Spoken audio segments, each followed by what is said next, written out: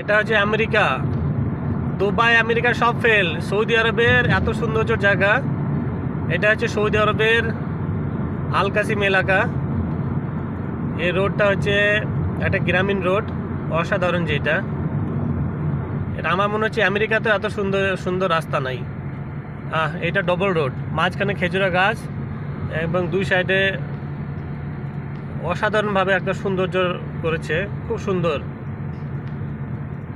Best and beautiful রাস্তা যেটাকে বলা যায় সৌদি আরবের। খুব সুন্দর জায়গা, একবারে অসাধারণ। দেখো,